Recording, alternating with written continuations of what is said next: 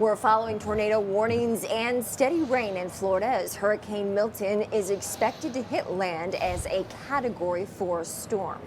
For more, I want to bring in Intercontinental Exchange's meteorologist, Dave Margolin. Dave, welcome. Thank you. Good to be here. What is the latest as this storm barrels toward the Gulf Coast?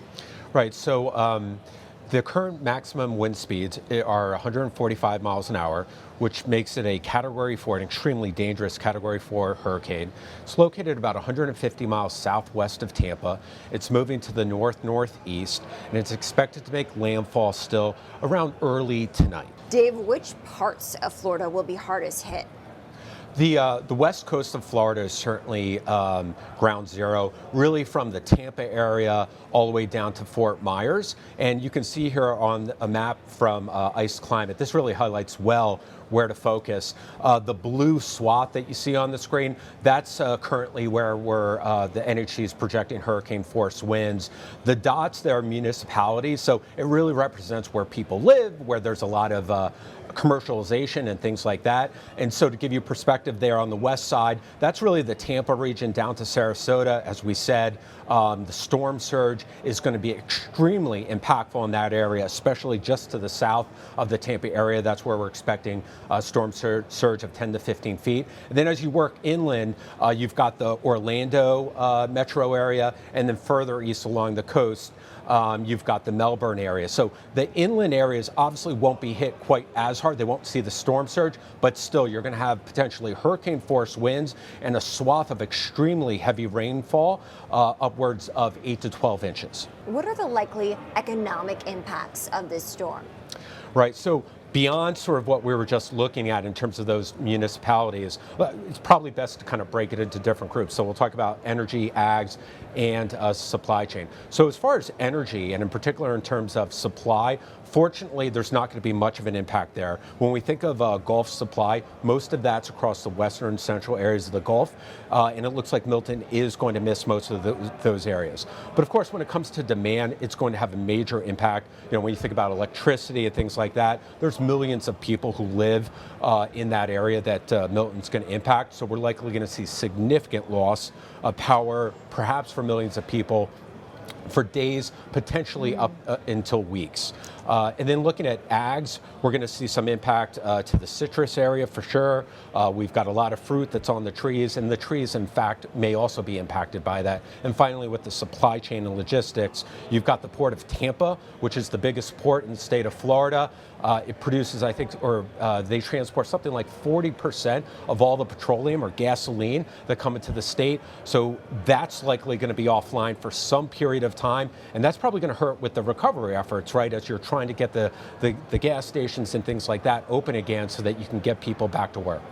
I want to focus on the power component here for a moment, Dave. We had recently seen Generac's CEO say that extreme weather like what we are seeing with Milton is going to put pressure on the power grid over time. Do you agree with that?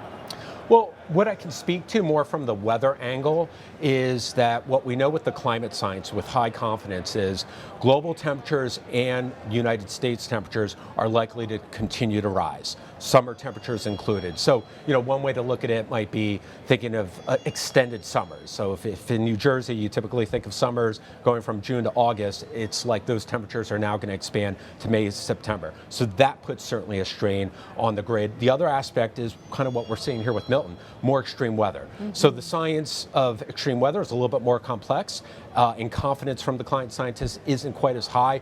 But that being said, they're expecting more extreme storms like Milton, and perhaps other areas in terms of severe weather too could also increase and affect the infrastructure. How is Intercontinental Exchange, the parent company of the New York Stock Exchange, looking to harness this data and inform people about weather patterns? Right. So ICE has, over the last few years, brought online a lot of different weather data, a very comprehensive set of weather data, both in terms of historical and in terms of forecast data. And this data can be utilized by our clients to make more informed decisions in terms of risk, especially when it comes to events like we're seeing with Milton. I'm curious too, we know Milton is just the latest storm, but what is the most recent read that we've seen from the impact of Helene, another recent storm? Right. With Helene, I think, I'd touch on two aspects of that. One is, again, relating back to the climate science. What the science suggests is that we're going to see more extreme storms. And the storms are going to be able to produce more rainfall. And certainly when you think about Helene, you saw both of those characteristics. The other part of it, though, is just how unfortunate the track was. The track went right into western North Carolina and South Carolina, a very mountainous area. An analogy might be in the winter, a lot of times you'll hear about those big storms crashing into Northern California and producing 5, 6, 7 feet of snow in the Northern Sierra. Well, to a smaller effect, that's what happened there. The mountains there are 4, 5, 6,000 feet. And so when the storm hit those mountains, you can kind of think of it like the atmosphere wringing out the moisture and exacerbating the effects. Dave Margolin, we so appreciate you joining. Good to get your take as this storm unfolds. And of course, we hope everyone watching down in Florida, whether they're still there riding out the storm or of course have evacuated, we hope that they can find safety. Dave, thank you for having me.